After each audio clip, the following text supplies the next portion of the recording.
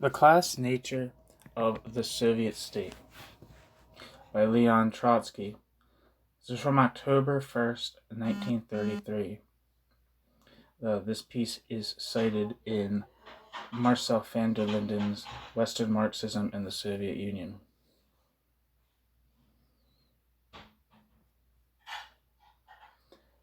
How the question is posed. The break with the Communist International and the orientation toward the new international have posed anew the question of the social character of the USSR. Doesn't the collapse of the Communist International also mean, at the same time, the collapse of that state that emerged from the October Revolution? Here, indeed, in both instances, one and the same ruling organization is concerned, the Stalinist apparatus. It has applied identical methods within the USSR as in the international arena. We Marxists were never patrons of the double bookkeeping system of the Brandlerites, according to which the policies of the Stalinists are impeccable in the USSR, but ruinous outside the boundaries of the USSR. Footnote. Sage American Brandlerites, bracket, the Lovestone Group, end bracket, complicate the question. The economic policy of Stalinists, if you please, is impeccable, but the political regime in the USSR is bad. There is no democracy. It does not occur to these theoreticians to ask themselves, when then did Stalin liquidate democracy if his economic policies are correct and successful? Isn't it out of fear that if proletarian democracy existed, the party and the working class would express too restlessly and violently their enthusiasm over his economic policies? Question mark. End footnote. It is our conviction that they are equally ruinous in both instances. If so, isn't it then necessary to recognize the simultaneous collapse of the Communist International and the liquidation of the proletarian dictatorship in the USSR? At first sight, such reasoning appears to be irrefutable, but it is erroneous.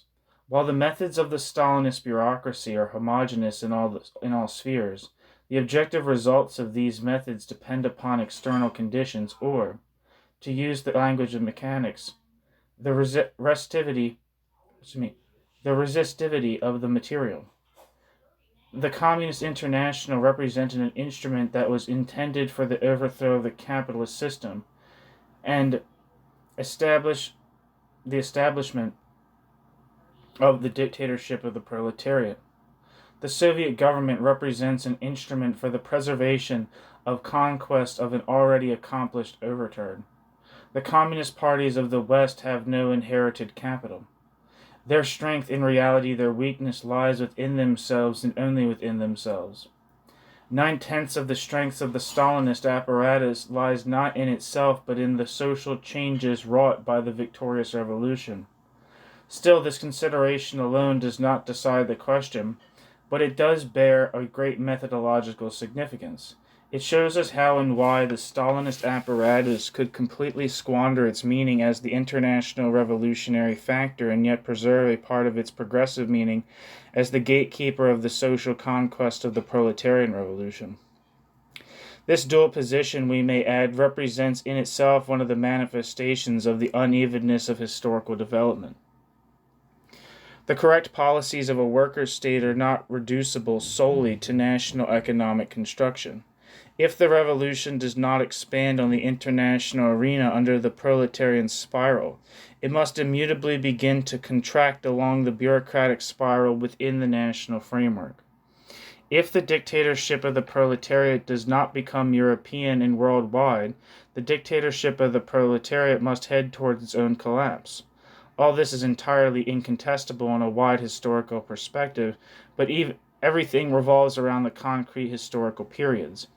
Can one say that the policies of the Stalinist bureaucracy have led already to the liquidation of the workers' state? That is the question now. Against the assertion that the workers' state is apparently already liquidated, there arises first and foremost the important methodological position of Marxism. The dictatorship of the proletariat was established by means of a political overturn and a civil war of 3 years. The class theory of society and historical experience equally testify to the impossibility of the victory of the proletariat through peaceful methods, that is, without grandiose class battles, weapons in hand. How, in that case, is the imperceptible, quote, gradual, end quote, bourgeois counter-revolution conceivable? Until now, in any case, feudal as well as bourgeois counter-revolutions have never taken place, quote, organically, end quote. But they have invariably required the intervention of military surgery. In the last analysis, the theories of reformism, insofar as reformism generally has attained to theory, are always based upon the inability to understand that class antagonisms are profound and irreconcilable. Hence, the perspective of a peaceful transformation of capitalism into socialism. The Marxist thesis relating to the catastrophic character of the transfer of power from the hands of one class into the hands of another applies not only to revolutionary periods, when history sweeps madly ahead, but also to the periods of counter-revolution, when society rolls backwards. He who asserts that the Soviet government has been gradually changed from the proletarian to bourgeois is only, so to speak, running backwards the film of reformism.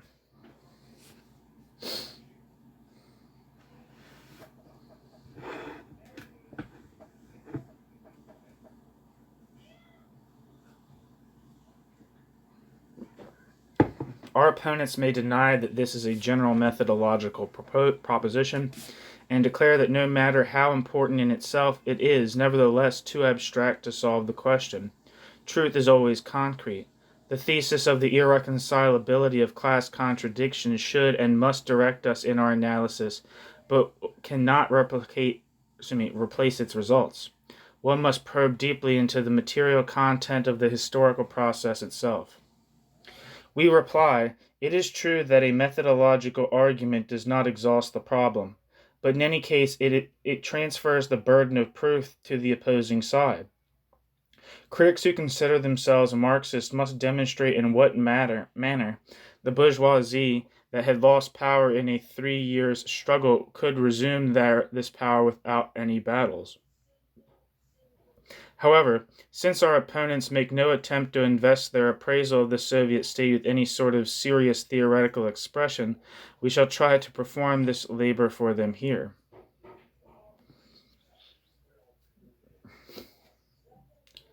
I don't know if you guys are, but I'm not particularly clear about who the opponents are, but I don't really have the tools for that. Quote, the dictatorship over the proletariat, end quote. The most widespread, popular, and at first sight irrefutable argument in favor of the non-proletarian character of the present Soviet state is based on the reference to the strangulation of the liberties of proletarian organizations and to the almightiness of the bureaucracy.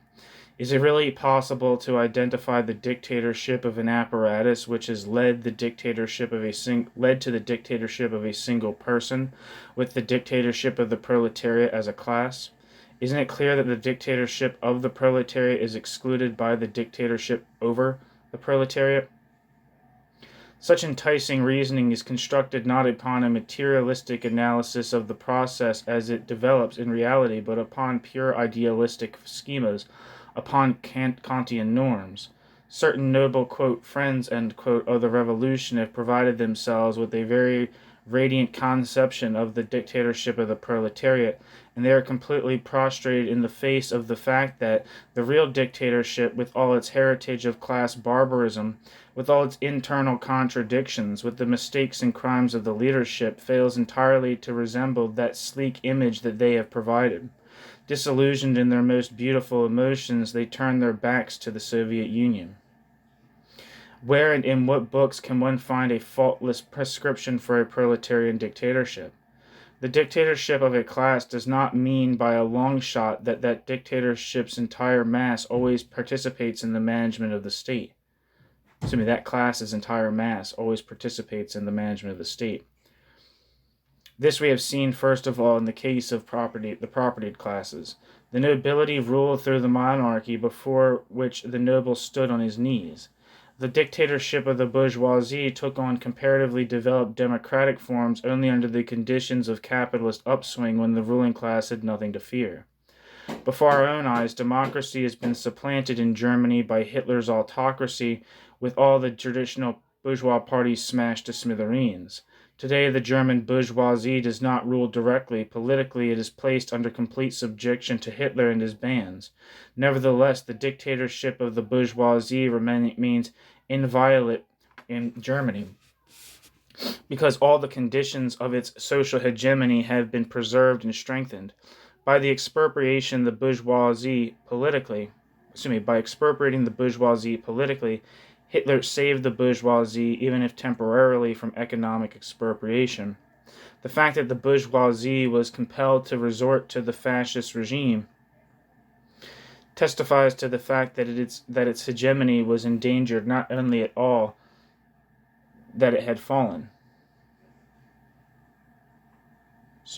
The fact that its hegemony was endangered. The fact that the bourgeoisie was compelled to resort to the fascist regime testifies to the fact that its hegemony was endangered, but not at all that it had fallen. Anticipating our subsequent arguments, our opponents will hasten to rebut. Although the bourgeoisie, as an exploiting minority, can also preserve its hegemony by means of a fascist dictatorship, the proletariat building a socialist society must manage its government itself, directly drawing ever wider masses of people into the tasks of government. In its general form, this argument is undebatable, but in the given case, it merely means that the present Soviet dictatorship is a sick dictatorship. The frightful difficulties of socialist construction in an isolated and backward country, coupled with the false policies of the leadership, which, in the last analysis, also reflects the pressure of backwardness and isolation, have led to the result that the bureaucracy has expropriated the proletariat politically in order to guard its social conquests with its own methods. The anatomy of society is determined by its economic relations. So long as the forms of property that have been created by the October Revolution are not overthrown, the proletariat remains the ruling class. I'm going to say right there, that's according to everything that I've read right thus far, that's like the crux of the degenerated worker state thesis right there. The anatomy of society is determined by its economic relations.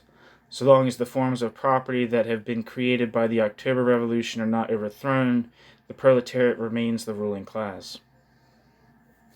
Dissertations upon, quote, the dictatorship of the bureaucracy over the proletariat, end quote, without a much deeper analysis, that is, without a clear explanation of the social roots and the class limits of bureaucratic domination, boiled down to highfalutin democratic phrases so extremely popular among the Mensheviks. One need not doubt that the overwhelming majority of Soviet workers are dissatisfied with the bureaucracy, and that a considerable section, by no means the worst, hates it.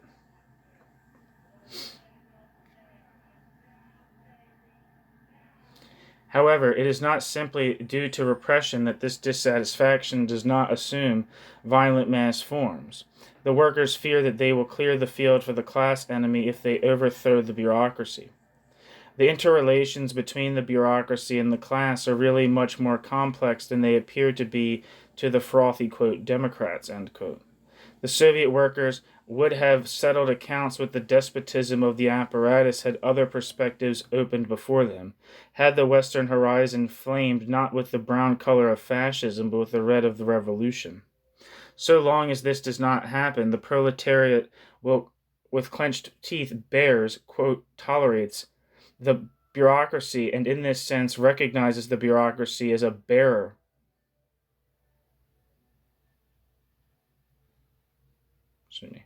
So long as this does not happen, the proletariat with clenched teeth bears, quote, tolerates, end quote, the bureaucracy, and in this sense recognizes the bureaucracy as the bearer of the proletarian dictatorship. In a heart-to-heart conversation, no Soviet worker would be spared of strong words addressed to the Stalinist bureaucracy. but not a single one of them would admit that the counter-revolution has already taken place. The proletariat in the spine of the Soviet state. The proletariat is the spine of the Soviet state. But insofar as the function of governing is concentrated in the hands of an irresponsible bureaucracy, we have before us an obviously sick state. Can it be cured? Will not further attempts at cures mean a fruitless expenditure of precious time? The question is badly put. By cures, we understand not all sorts of artificial measures separate and apart from the world revolutionary movement, but a further struggle under the banner of Marxism. Merciless criticism of the Stalinist bureaucracy, training the cadres of the new international, resurrecting the fighting capacity of the world proletarian vanguard. This is the essence of the, quote, cure, end quote. It coincides with the fundamental direction of historical progress. During the last few years, appropriately enough, our opponents have told us more than once that we, quote, are losing time in vain, end quote, by occupying ourselves with curing the Comintern. We never promised anybody that we would cure the Comintern. We only refused until the decisive test to pronounce the sick as dead or hopelessly ill. In any case, we did not waste a single day, quote, curing, end quote. We formed revolutionary cadres, and what is no less important, we prepared the fundamental theoretical and programmatic positions of the new international.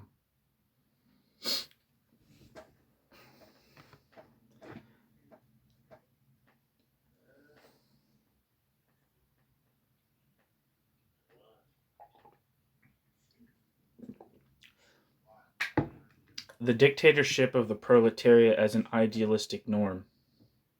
Messrs. Quote, Kantian, end quote, sociologist, bracket, we apologize, or parenthesis, we apologize to the shade of Kant, end parenthesis, often reach the conclusion that a, quote, real, end quote, dictatorship, that is, one that conforms to their ideal norms, existed only in the days of the Paris Commune or during the first period of the October Revolution, up to the Brest-Litovsk peace, or at best up to the new economic policy. This is indeed sharpshooting. Aim a finger at the sky and hit the bull's eye. If Marx and Engels called the Paris Commune the dictatorship of the proletariat, it is only because of the force of the possibilities lodged in the Paris Commune. But by itself, the Commune was not yet the dictatorship of the proletariat. Having seized power, the Commune hardly knew how to use power. Instead of assuming the offensive, the Commune waited. The Commune remained isolated within the circle of Paris. The Commune dared not touch the state bank. The Commune did not and indeed could not put through the overturn in property relations because the Commune did not wield power on a national scale. To this must be added Blanquist one-sidedness and Proudhonist prejudices,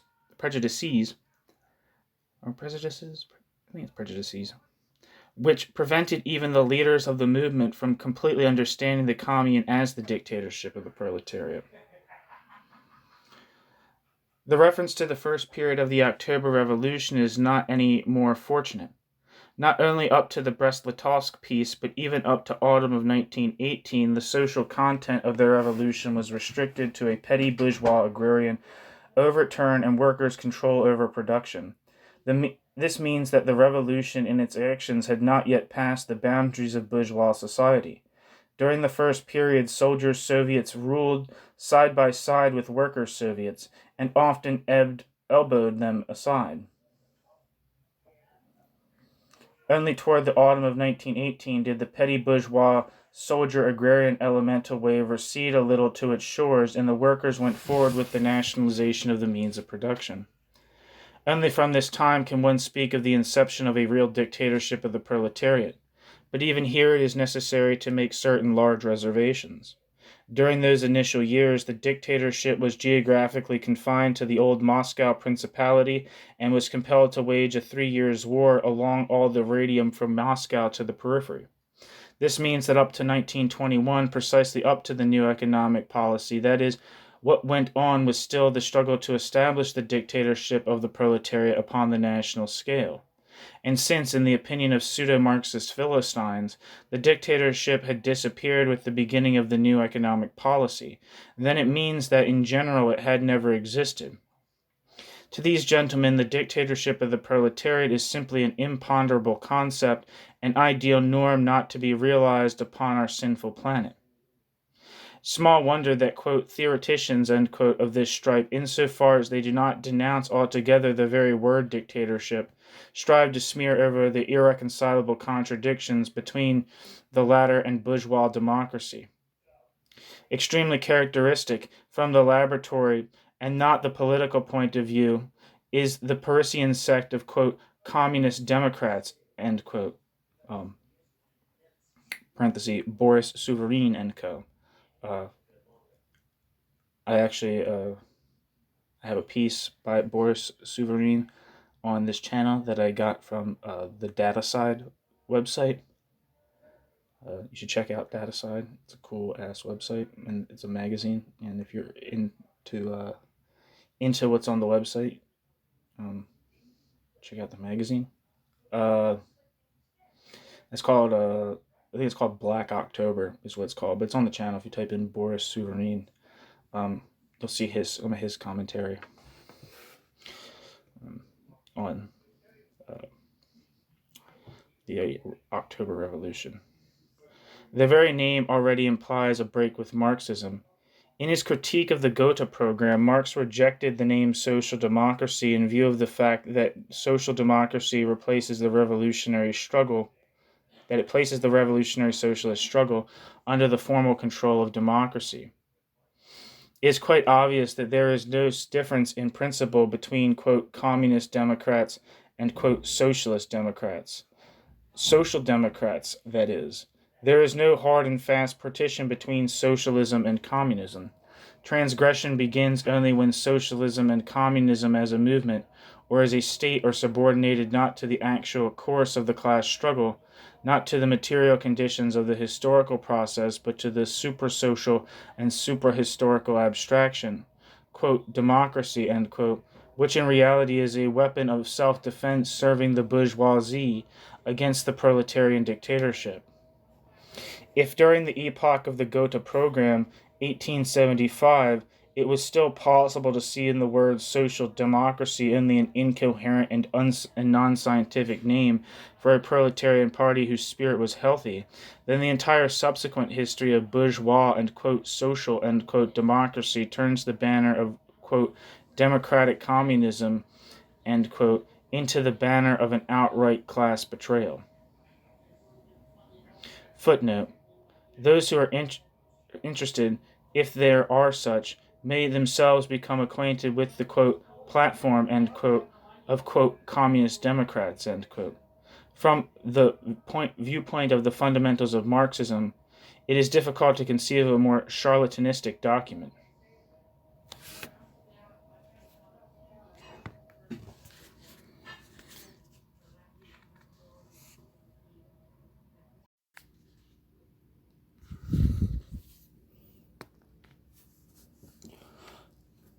Bonapartism. An opponent of the Orbán's type will say that there has been really no restoration of the bourgeois regime as yet, but also that there is no longer a workers' state. The present Soviet regime is a superclass or an interclass Bonapartist government. In its own time, we settled our accounts with this theory. Historically, Bonapartism was and remains the government of the bourgeoisie during periods of crisis in bourgeois society. It is possible, and it is necessary to distinguish between the, quote, progressive Bonapartism that consolidates the purely capitalistic conquest of bourgeois revolution and the Bonapartism of the decay of capitalist society, the convulsive Bonapartism of our epoch, von Papen, Schleicher, Dollfuss, and the candidate for Dutch Bonapartism, Coligny. Bonapartism always implies political veering between classes. But under Bonapartism and all Bonapartism's historical transmigrations, there is preserved the one and the same social base, bourgeois property. Nothing is more absurd than to draw the conclusion of the classless character of the Bonapartist state from the Bonapartist wagging between classes or from the, quote, superclass position of the Bonapartist gang. Monstrous nonsense. Bonapartism is only one of the varieties of capitalist hegemony.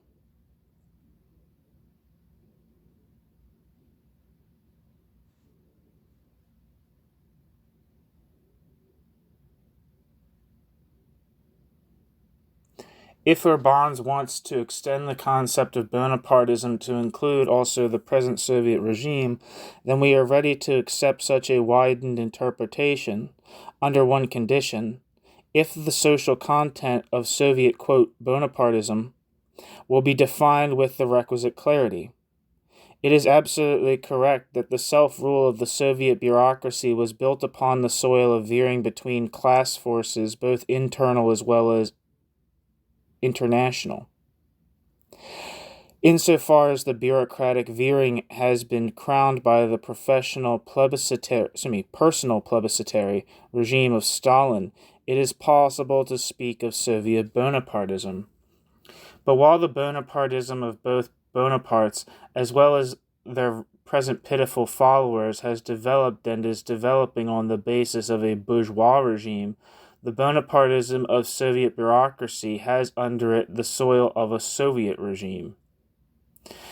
Terminological innovations or historical analogies can serve as conveniences in one manner or another for analysis, but they cannot change the social nature of the Soviet state.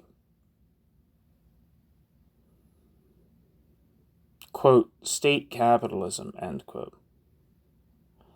During the last period, Urbans incidentally has created a new theory. The Soviet economic structure, it appears, is a variety of, quote, state capitalism. The, quote, progress lies in that Urbans has descended from his terminological exercise in the sphere of political superstructure down to the economic foundation. But this descent, alas, did him no good. According to Urbans, the newest form of self-defense of the bourgeois regime is state capitalism. One need only take a look at the corporate, quote, planned state in Italy, Germany, and the United States. Accustomed to broad gestures, Urbans also throws in here the USSR. We shall speak of this later. Insofar as the matter touches the capitalist states, Urbans concerns himself with a very important phenomenon of our epoch. Monopoly capitalism has long since outgrown the private ownership of the means of production and the boundaries of the national state. Paralyzed, however, by its own organizations, the working class was unable to free, in time, the productive forces of society from their capitalist fetters. Hence arises the protracted epoch of economic and political convulsions. The productive forces pound against the barriers of private property and of national boundaries. The bourgeois governments are obliged to pacify the mutiny of their own productive forces with a police club. This is what constitutes the so-called planned economy. Insofar as the state attempts to harness and discipline capitalist anarchy, it may be called conditionally, quote, state capitalism. But we should remember that originally Marxists understood by state capitalism only the independent economic enterprises of the state itself. When the reformists dreamed of overcoming capitalism by means of the municipalization or governmentalization of ever greater numbers of transport and industrial enterprises, the Marxists used to reply in refutation, "This is not socialism but state capitalism." Subsequently, however, this concept acquired a broader meaning and began to apply to all the varieties of state intervention into the economy. The French use the word étatisme, or étatisme, statification in this sense. But Urbans not only expounds the travails of, quote, state capitalism, but appraises them after his own manner. Insofar as it is generally possible to understand Orbáns pronounces the regime of, quote, state capitalism to be a necessary and, moreover, a progressive stage in the development of society, in the same sense as trusts are progressive compared with disparate enterprises. So fundamental an error in appraising capitalist planning is enough to bury any approach whatsoever. While, during the epoch of the capitalist upswing to which the war put an end, it was possible to view, under certain political preconditions, the various forms of statification as progressive manifestations. That is, to consider that state capitalism acts to lead society forward and facilitates the future economic labor of the proletarian dictatorship. The present, quote, planned economy must be viewed as a stage that is reactionary through and through. State capitalism strives to tear the economy away from the worldwide division of labor, to adapt the productive forces to the Procrustean bed of the national state, to constrict production artificially in some branches, and to create just as artificially other branches by means of enormous unprofitable expenditures. The economic policies of the present state, beginning with tariff walls upon the ancient Chinese pattern and ending with the episodes of forbidding the use of machinery under Hitler's, quote, planned economy, end quote, attain an unstable regulation at the cost of causing the national economy to decline, bringing chaos into world relations, and completely disrupting the monetary system that will be very much needed for socialist planning.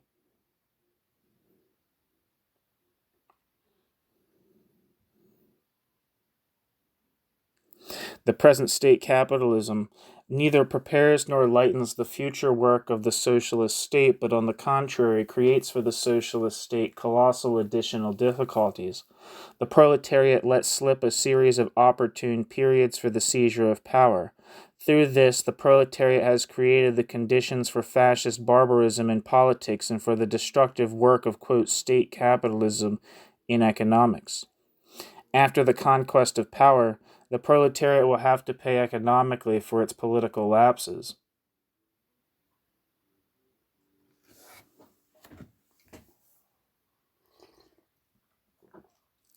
The economy of the USSR. However, what interests us most within the limits of this analysis is the fact that Orbán's attempts also to include the economy of the USSR under the term, quote, state capitalism, and while so doing, Orbán's refers, it is hardly believable, to Lenin. There is only one possible way of explaining this reference as the eternal inventor who creates a new theory a month. Orbán has no time to read the books he refers to. Lenin did actually apply the term, quote, state capitalism, but not to the Soviet economy as a whole, only to a certain section of it, the foreign concessions, the mixed industrial and commercial companies, and in part the peasant and largely kulak (rich peasant) and cooperatives under state control. All these are indubitable elements of capitalism, but since they are controlled by the state and even function as mixed companies through its direct participation, Lenin conditionally, or according to his own expression, quote, in quotes, end quote, called these economic forms, quote, state capitalism. The conditioning of this term depended upon the fact that a proletarian, and not a bourgeois state, was involved. The quotation marks were intended to stress just this difference of no little importance. However, insofar as the proletarian state allowed private capital and permitted private capital with indefinite restrictions to exploit the workers, it shielded bourgeois relations under one of its wings. In this strictly limited sense, one could speak of, quote, state capitalism. Lenin came out with this very term at the time of the transition to the NEP, when he presupposed that the concessions and the, quote, mixed companies, that is, enterprises based upon the correlation of state and private capital, would occupy a major position in the Soviet economy alongside of the pure state trusts and syndicates. In contradistinction to the state capitalist enterprises, concessions, etc., that is, Lenin defined the Soviet trust and syndicates as, quote, enterprises of a consistently socialist type, end quote.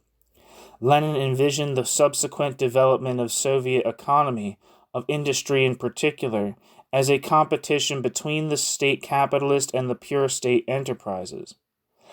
We trust that it is clear now within what limits Lenin used this term that has led our bonds into temptation. In order to round out the theoretical catastrophe of the leader of the, quote, Lenin Bund, we must recall that, contrary to Lenin's original expectations, neither the concessions nor the mixed companies played any appreciable role whatsoever in the development of the Soviet economy.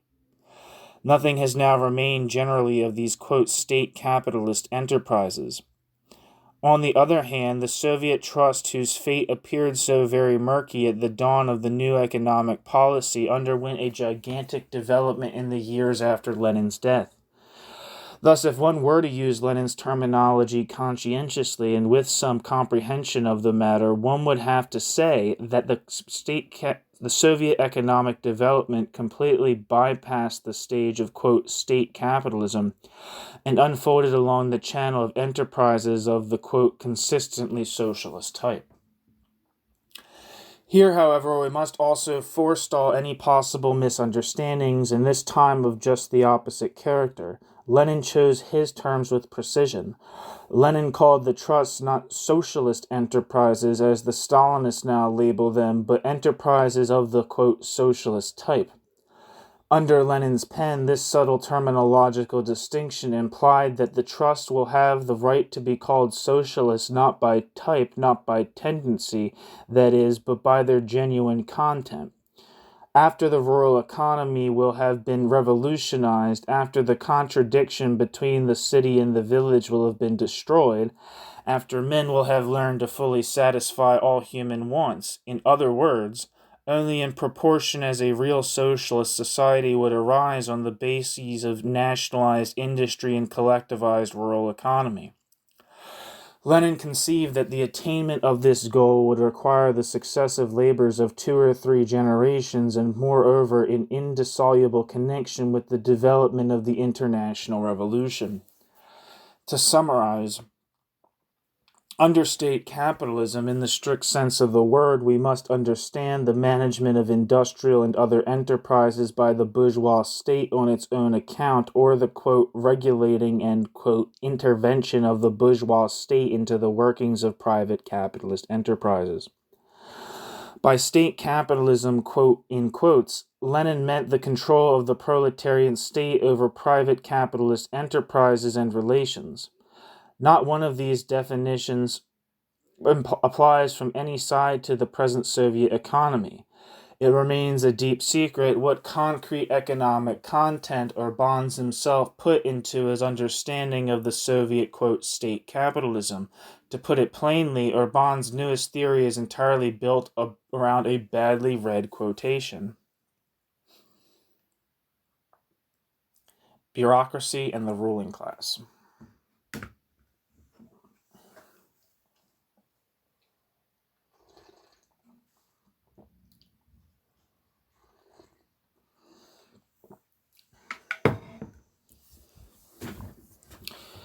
There is, however, also another theory concerning the, quote, non-proletarian character of the Soviet state.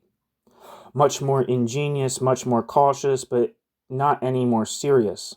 The French social democrat Lucien Leroy, Blum's colleague and Souverin's teacher, has written a booklet defending the view that the Soviet society, being neither proletarian nor bourgeois, represents an absolutely new type of class organization, because the bureaucracy not only rules over the proletariat politically, but also exploits the proletariat economically, devouring that surplus value that hitherto fell to the lot of the bourgeoisie. Leroy invests his revelations with the weighty formulas of Das Kapital, and in this manner gives an appearance of profundity to his superficial and purely descriptive, quote, sociology. The compilator is obviously unaware that his entire theory has been formulated only with much more fire and splendor over 30 years ago by the Russo-Polish revolutionist Mahaisky, who was superior to his French vulgarizer in that he awaited neither the October Revolution nor the Stalinist bureaucracy in order to define, quote, the dictatorship of the proletariat as a scaffold for the commanding posts of an exploiting bureaucracy. But even Mahaisky did not suck his theory out of his thumb. He only, quote, deepened sociologically and economically the anarchistic prejudices against state socialism. Mahaisky, by the way, also utilizes Marx's formulas, but in a manner much more consistent than Leroy. According to Mahaisky, the author of Das Kapital covered up with malice aforethought in his formulas of reproduction in Capital Volume 2, that portion of surplus value that would be devoured by the socialist intelligentsia, the bureaucracy.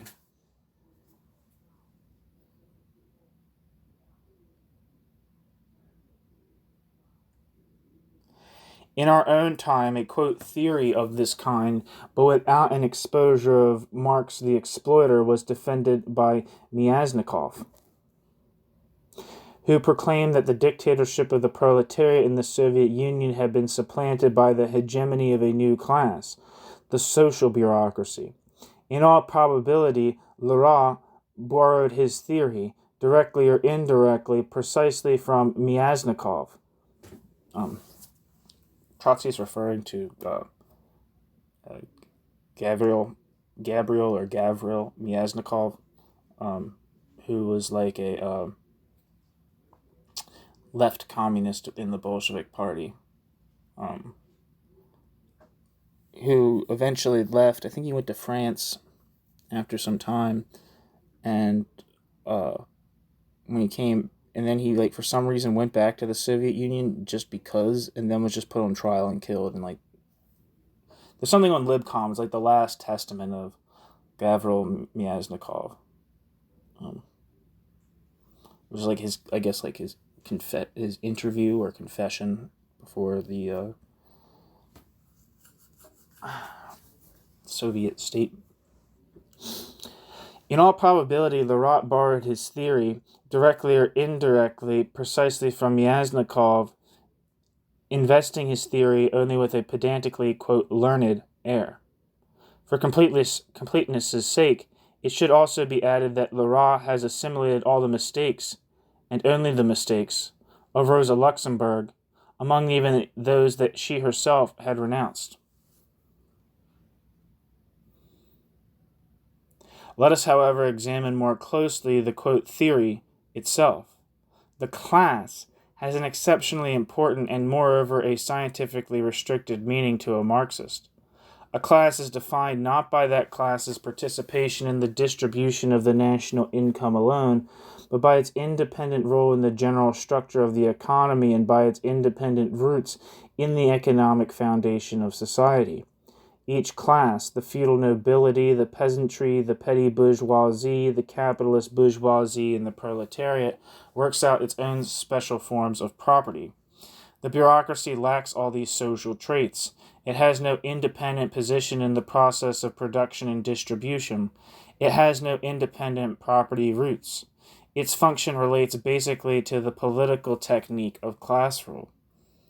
The existence of a bureaucracy, in all its variety of forms and differences in specific weight, characterizes every class regime. Its power is of a reflected character. The bureaucracy is indissolubly bound up with a ruling economic class, feeding itself upon the social roots of the latter, maintaining itself and falling together with it. Class exploitation and social parasitism.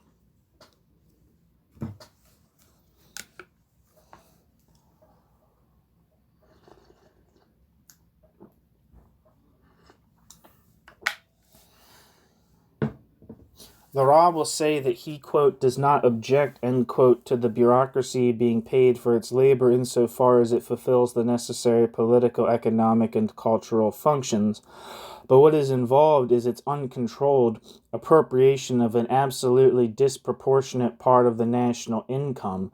Precisely in this sense does it appear as the, quote, exploiting class. This argument, based on indubitable facts, does not, however, change the social physiognomy of the bureaucracy.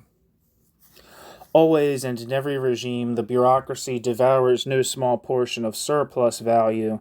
It might not be uninteresting, for example, to compute what portion of the national income is devoured by the fascist locust in Italy or Germany. But this fact, of no small importance by itself, is entirely insufficient to transform the fascist bureaucracy into an independent ruling class. It is the hireling of the bourgeoisie. True, this hireling straddles the boss's neck, tears from his mouth at times the juiciest pieces, and spits on his bald spot besides. Say what you will, a most inconvenient hireling, but nevertheless only a hireling. The bourgeoisie abides him because without him it and its regime would absolutely go to the dogs. Mutatis mutandis, changing what should be changed, what has been said above can be applied to the Stalinist bureaucracy as well. The Stalinist bureaucracy devours, wastes, and embezzles a considerable portion of the national income. The Stalinist bureaucracy's management costs the proletariat very dearly. In Soviet society, the Stalinist bureaucracy occupies an extremely privileged position not only in the sense of having political and administrative prerogatives, but also in the sense of possessing enormous material advantages. Still, the biggest apartments, the juiciest steaks, and even Rolls-Royces are not enough to transform the bureaucracy into an independent ruling class. Inequality, moreover, such crying inequality would of course be absolutely impossible in a socialist society. But contrary to official and semi-official lies, the present Soviet regime is not socialist but transitional. It still bears within it the monstrous heritage of capitalism, social inequality in particular, not only between the bureaucracy and the proletariat, but also within the bureaucracy itself and within the proletariat. At the given stage, inequality still remains, within certain limits, the bourgeois instrument of socialist progress. Differential wages, bonuses, etc. are used as stimuli for emulation. While it explains the inequality, the transitional character of the present system in no way justifies those monstrous open and secret privileges that have been arrogated to themselves by the uncontrolled leaders of the bureaucracy. The left opposition did not await the revelation of Urban's, Lerat, Souvarine, or Simone Weil, etc., before announcing that the bureaucracy in all its manifestations is pulling apart the moral tie rods of Soviet society, engendering an acute and a lawful dissatisfaction among the masses, and preparing the ground for great dangers. Nevertheless, the privileges of the bureaucracy by themselves do not change the bases of the Soviet society. Because the bureaucracy derives its privileges not from any special property relations peculiar to it, as a, quote, class, but from those property relations that have been created by the October Revolution and that are fundamentally adequate for the dictatorship of the proletariat. To put it plainly, insofar as the bureaucracy robs the people, and this is done in various ways by every bureaucracy, we have to deal not with class exploitation in the scientific sense of the word, but with social parasitism, although on a very large scale. During the Middle Ages, the clergy constituted a class or an estate, insofar as the clergy's rule depended upon a specific system of land property and forced labor. The present-day church constitutes not an exploiting class, but a parasitic corporation. It would be silly to actually speak of the American clergy as a special ruling class, yet it is indubitable that the priests of the different colors and denominations devour in the United States a big portion of the surplus value. In its traits of parasitism, the bureaucracy, as well as the clergy, is similar to the lumpen proletariat, which likewise does not represent, as is well known, an independent, quote, class.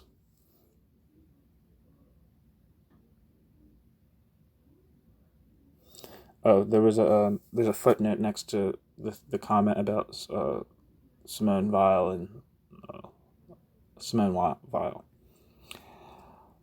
Having fallen in despair over the, quote, unsuccessful experiments of the dictatorship of the proletariat, Simone Weil has found solace in a new vocation, the defense of her personality against society, the hoary formula of liberalism vivified with cheap anarchistic exaltation, exclamation point. And think of it, Simone Weil speaks loftily about our, quote, illusions.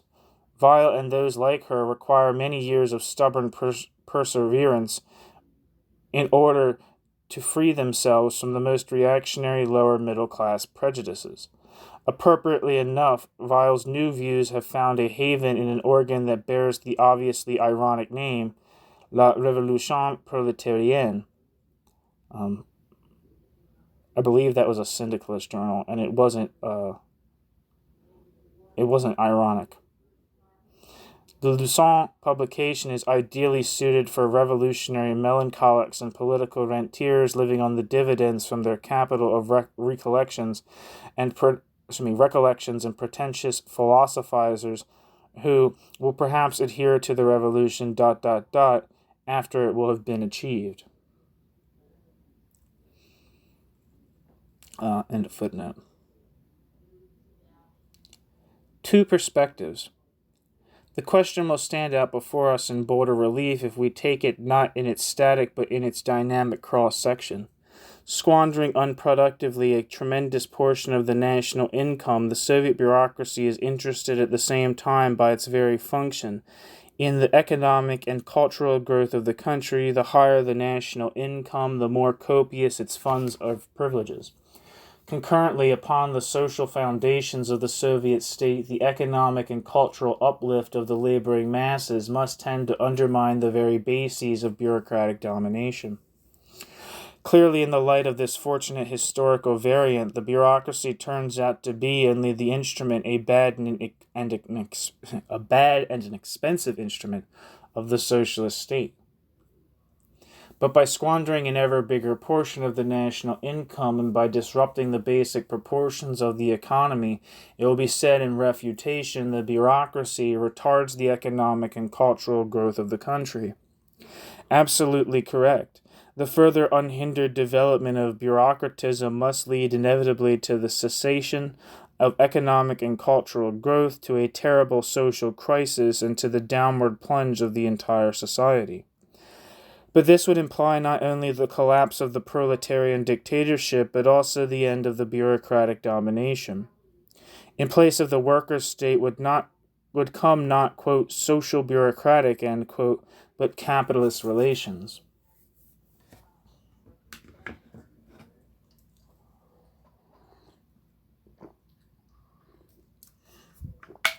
We trust that by thus posing the question in perspective, we shall be able, once for all, to probe thoroughly into the controversy over the class nature of the USSR, whether we take the variant of further successes for the Soviet regime or, contrariwise, the variant of its collapse. The bureaucracy in either case turns out to be not an independent class, but an excrescence upon the proletariat. A tumor can grow to tremendous size and even strangle the living organism, but a tumor can never become an independent organism.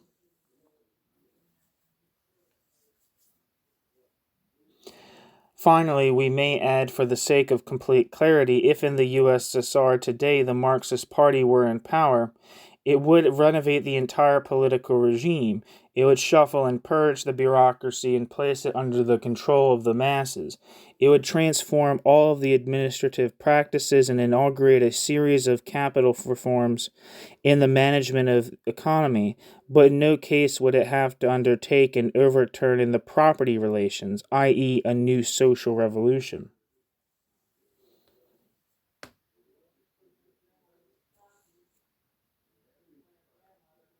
The possible paths of counter-revolution.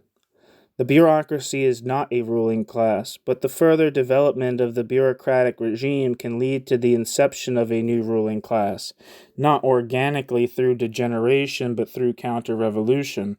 We call the Stalinist apparatus centrist precisely because it fulfills a dual role. Today, when there is no longer a Marxist leadership and none forthcoming as yet, it defends the proletarian dictatorship with its own methods, but these methods are such as facilitate the victory of the enemy tomorrow. Whoever fails to understand this dual role of Stalinism in the USSR has understood nothing. The socialist society will live its life without a party just as it will live without a state. Under the conditions of the transitional epoch, the political superstructure plays a decisive role. A developed and stable dictatorship of the proletariat presupposes that the party functions in the leading role as a self-acting vanguard, that the proletariat is welded together by means of trade unions, that the toilers are indissolubly bound up with the state through the system of Soviets, and finally that the workers' state is aligned through the international into a fighting unit with the world proletariat. In the meantime, the bureaucracy has strangled the party and trade unions and the Soviets and the Communist International. There is no need to explain here what a gigantic portion of the guilt for the degeneration of the proletarian regime falls upon the international social democracy, which is so splotched with crimes and betrayals, into which, by the way, M. Lerat also belongs. There's a footnote here about Lerat. This prophet accuses the Russian Bolshevik Leninists of lacking revolutionary decisiveness, confusing, in the Austro-Marxist style, revolution with counter-revolution and the return to bourgeois democracy with the preservation of the proletarian dictatorship. Lerat lectures Rakovsky upon revolutionary struggles. Christian Rakovsky was a member of the left opposition. This same gentleman, in passing, adjudges Lenin to be a, quote, mediocre theoretician, end quote.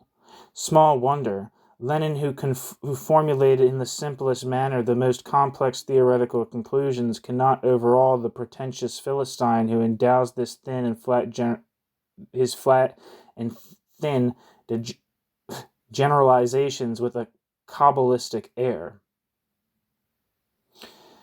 Lay out for a visiting card, quote, Lucien Lerat, by avocation, a reserve theoretician and strategist of the proletarian revolution, for Russia, by profession, assistant to Leon Blum. End quote. The inscription is somewhat long but correct. It is said that this, quote, theoretician has adherents among the youth, poor youth. End footnote. But whatever the actual apportionment of the historical responsibility may be, the result remains the same. The strangulation of the party, the Soviets, and the trade unions implies the political atomization of the proletariat. Social antagonisms, instead of being overcome politically, are suppressed administratively.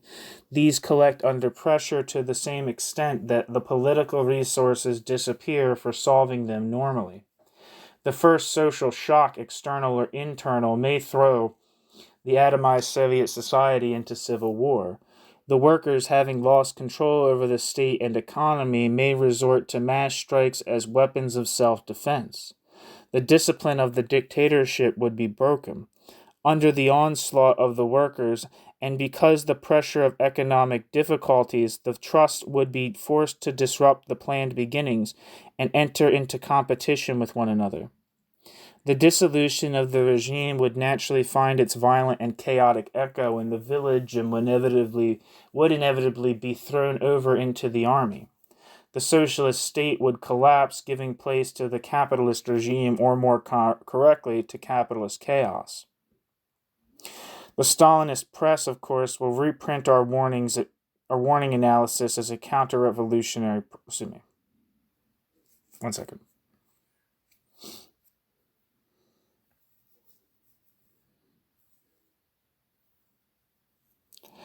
The Stalinist press, of course, will reprint our warning analysis of a counter-revolutionary prophecy, or even as the expressed, quote, desire of the Trotskyists.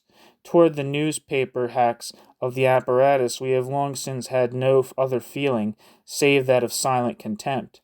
In our opinion, the situation is dangerous but not at all hopeless. In any case, it would be an act of abysmal cowardice and of direct betrayal to announce that the greatest revolutionary battle has been lost before that battle and without a battle. Is it possible to remove the bureaucracy, quote, peacefully, end quote?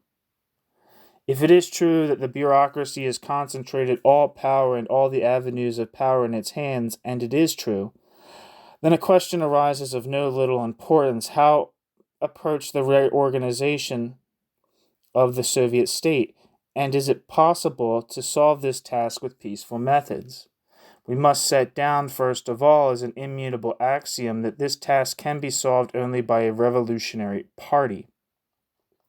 The fundamental historic task is to create the revolutionary party in the USSR from the healthy elements of the old party and from among the youth. Later we shall deal with the conditions under which it can be solved. Let us assume, however, that such a party is already in existence. Through what ways could it assume power? As early as 1927, Stalin said, addressing the opposition, quote, "The present bureaucracy can be eliminated only through civil war," end quote. This challenge, Bonapartist in spirit, was addressed not to the left opposition, but to the party. Having concentrated all the levers in its hands, the bureaucracy proclaimed openly that it would not permit the proletariat to raise its head any longer. The subsequent course of events has added great weight to this challenge. After the experiences of the last few years, it would be childish to suppose that the Stalinist bureaucracy can be removed by means of a party or Soviet Congress. In reality, the last Congress of the Bolshevik Party took place at the beginning of 1923, the 12th Party Congress. All subsequent congresses were bureaucratic parades. Today, even such congresses have been discarded. No normal, quote, constitutional ways remain to remove the ruling clique. The bureaucracy can be compelled to yield power into the hands of the proletarian vanguard only by force. And, this is kind of like 1923 seems like it's like that's the big year that, shit really started to hit the fan in the Soviet Union for the Trotskyists. But in 1921, at the 10th Party Congress, Lenin banned factions within the party. And the main faction causing trouble for the party at that time was the workers' opposition, led by Alexander Shliapnikov and Alexandra Kollontai.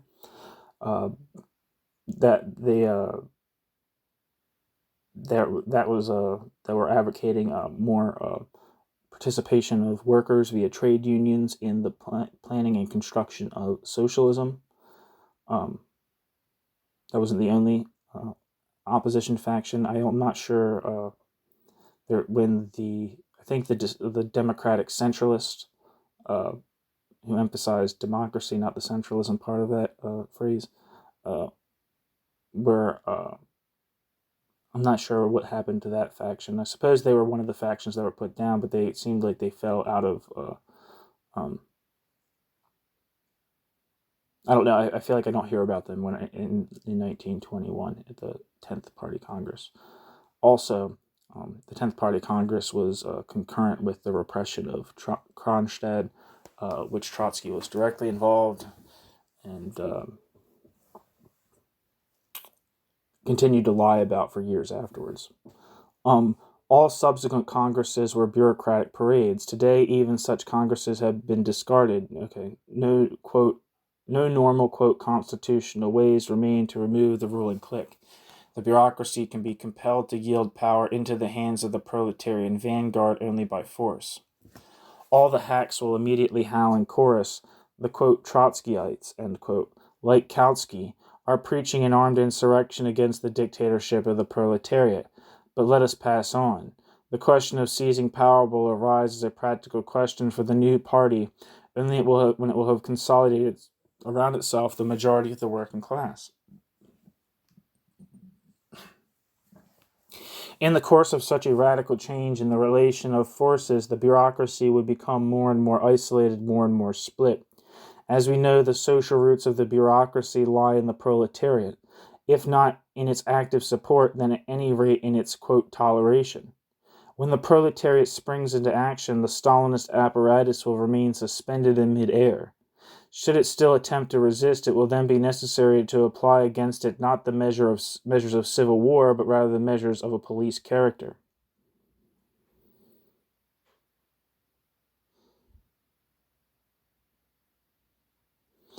In any case, what will be involved is not an armed insurrection against the dictatorship of the proletariat, but the removal of a malignant growth upon it.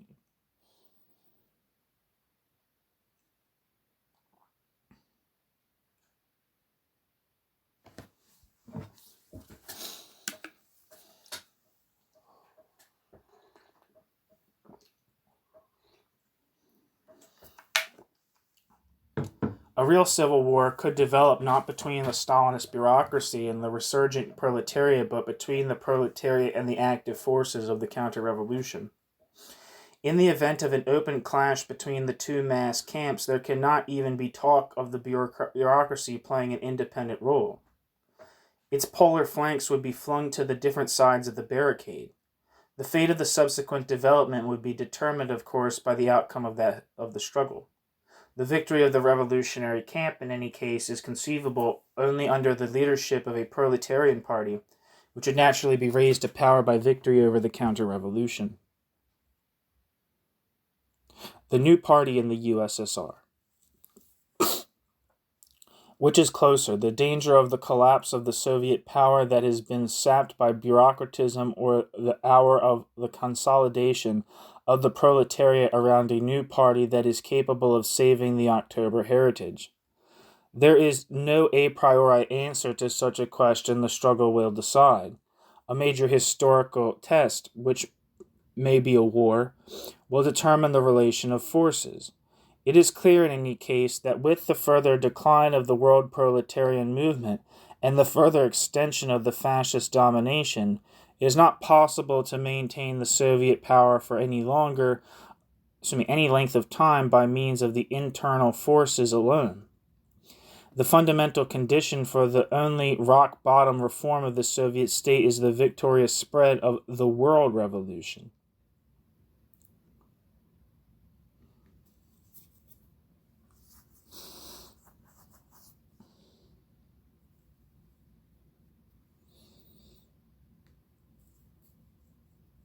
In the West, the revolutionary movement may revive even without a party, but it can conquer only under the leadership of the party. Throughout the entire epoch of the social revolution, that is, for a series of decades, the International Revolutionary Party has remained the basic instrument of historical progress. Orbán's, by raising the cry that, quote, old forms are outlived and that something, quote, new is needed, precisely what? Exposes only the muddle he is in rather old forms. Trade union work under the conditions of, quote, planned capitalism, and the struggle against fascism and the impending war will indubitably result in producing new methods and types of fighting organizations. Only instead of indulging like the Brandlerites in fantasies upon the illegal trade unions, one must study attentively the actual course of the struggle, seizing upon the initiative of the workers themselves, extending and generalizing it. But first and foremost, a party, i.e. a politically welded core of the proletarian vanguard, is required to accomplish this work. Orbán's position is subjective. He became disillusioned in the party after he had successfully wrecked his, quote, own, quote, party on the rocks.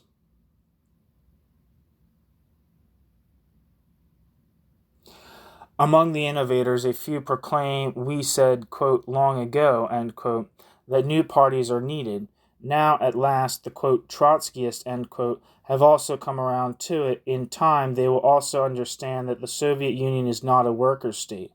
Instead of studying the actual historic process, these people are busy making astronomical discoveries, quote, discoveries, end quote. As early as 1921, Hermann Gorter, the Council Communists, Hermann Gorter's sect and the German Communist Workers' Party, Communist Workers' Party of Germany, was the left communist party that separated from the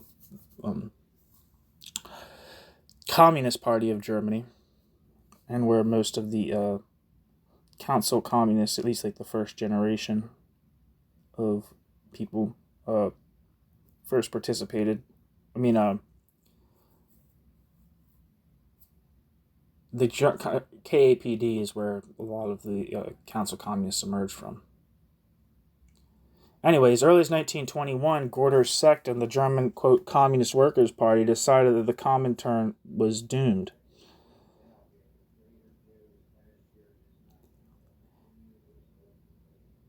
Since then, there has been no lack of such announcements.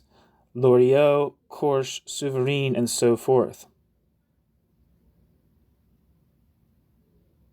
However, absolutely nothing came out of these, quote, diagnoses, end quote, because they reflected only the subjective disillusion of circles and personalities and not the objective demands of the historical process. It is precisely for this reason that the loud innovators remain on the sidelines right now. Footnote. By its very nature, what has been said above cannot apply to those organizations that have comparatively recently split away from the social democracy or that generally had their own particular type of development, like the Revolutionary Socialist Party of Holland, and that naturally refused to link their fate with the fate of the Comintern in the period of its decay. The best of these organizations are now placing themselves under the banner of the New International. Others will follow them tomorrow. End footnote. The course of events follows no prearranged route. The Comintern ruined itself by its capitulation before fascism in the eyes of the masses and not of individuals. But even after the collapse of the Comintern, the Soviet state still exists, true, with its revolutionary authority greatly reduced. One must take the facts as they are given by the actual development and not become capricious and purse one's lips like Simone Weil. One must not take offense at history nor turn one's back to it. To build the new parties and the new international, first of all, reliable, principled bases are required and those that stand upon the level of our epoch. We have no illusions concerning the deficiencies and lapses in the theoretical inventory of the Bolshevik-Leninists. However, their 10 years' work has prepared the fundamental theoretical and strategic prerequisites for the building of the new international. Hand in hand with our new allies, we will develop these prerequisites and concretize them upon the basis of criticism in the actual course of the struggle. Yeah, I don't believe the Fourth International. I think at this point it's still the International Left Opposition. I don't believe the Fourth International is formed until later into the 30s. I think maybe as late as 38. I'm not sure. Oh, and I gotta look it up now. Sorry.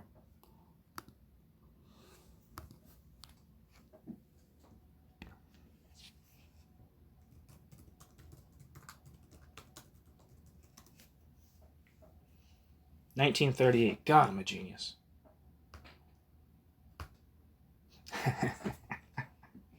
The Fourth International in the USSR.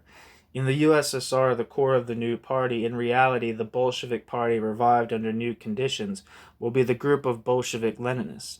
Even the official Soviet press during the last few months has testified that our adherents have been carrying on their work courageously and not unsuccessfully. But illusions would be out of place here. The Party of Revolutionary Internationalism will be able to free the workers from the decomposing influence of the national bureaucracy only in the event that the international proletarian vanguard will once again appear as a fighting force on the world arena. From the beginning of the imperialist war and in developed form since the October Revolution, the Bolshevik Party played the leading role in the world revolutionary struggle. Today this position has been completely lost. This applies not just to the official caricature of a party, The extremely difficult conditions under which the Russian Bolshevik-Leninists work exclude them from the possibility of playing the leading role on the international scale. More than this, the left opposition group in the USSR can develop into a new party only as a result of the successful formation and growth of the new international.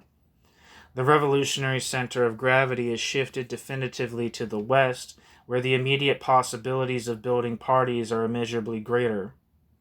Under the influence of the tragic experiences of recent years, a great number of revolutionary elements within the proletariat of all countries have gathered who await a clear call and an unspotted banner. True, the convulsions of the Comintern have almost everywhere impelled new strata of workers towards the social democracy. But precisely this influx of alarmed masses becomes a mortal danger for reformism. It is ripping at the seams, disintegrating into factions, and everywhere extruding a revolutionary wing.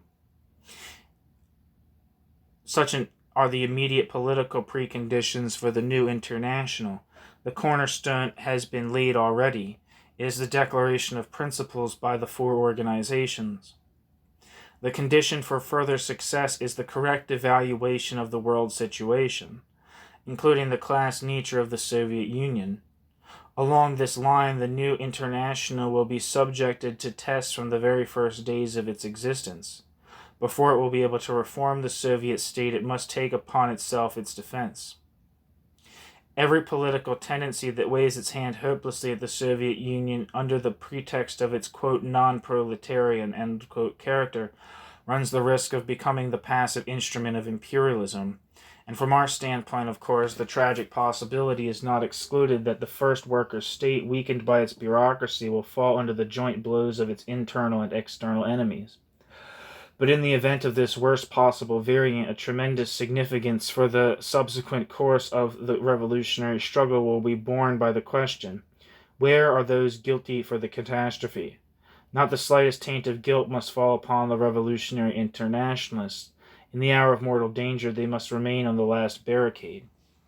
Today, the rupture of the bureaucratic equilibrium in the USSR would almost surely serve in favor of the counter-revolutionary forces. However, given a genuine revolutionary international, the inevitable crisis of the Stalinist regime would open the possibility of revival in the USSR. This is our basic course. Every day, the foreign policies of the Kremlin deal new blows to the world proletariat.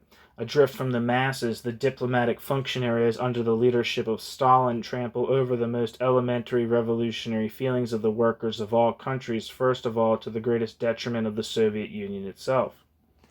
But in this there is nothing unexpected. The foreign policies of the bureaucracy supplement the domestic. We fight as much against the one as the other, but we wage our struggle from the standpoint of defending the workers' state. The functionaries of the decomposing Comintern in different countries continue to swear their loyalty to the Soviet Union. It would be an act of inexcusable stupidity to build anything upon these oaths. For the majority of these people, the noisy, quote, defense, end quote, of the USSR is not a conviction but a profession. They do not fight for the dictatorship of the proletariat, they mop up the tracks of the Stalinist bureaucracy. See, for example, La Humanité. In the hour of crisis, the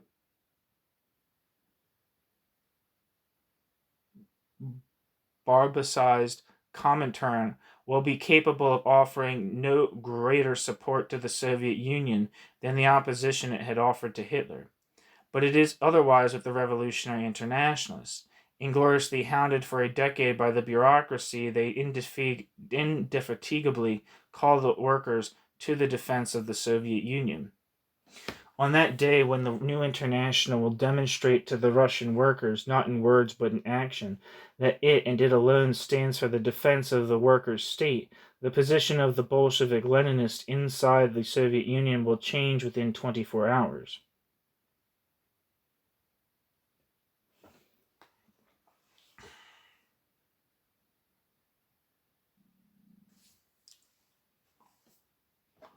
The new international will offer the Stalinist bureaucracy a united front against the common foe.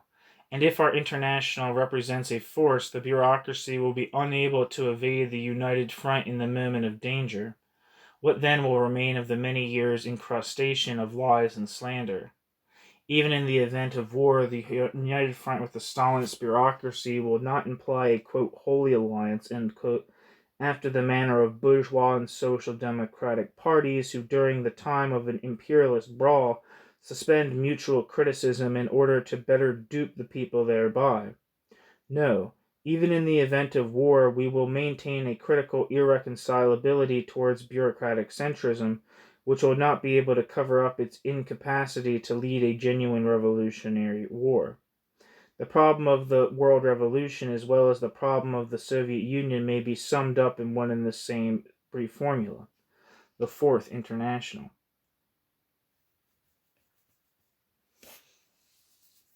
And again, that piece is from 1933. Thanks for listening.